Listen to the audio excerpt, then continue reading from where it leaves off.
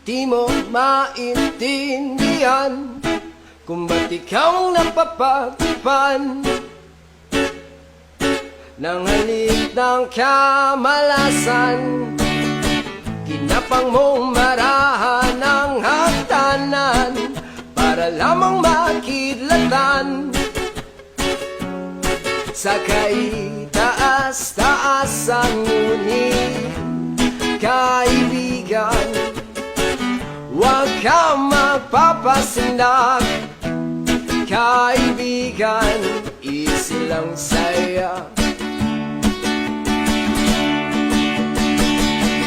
Dahil wala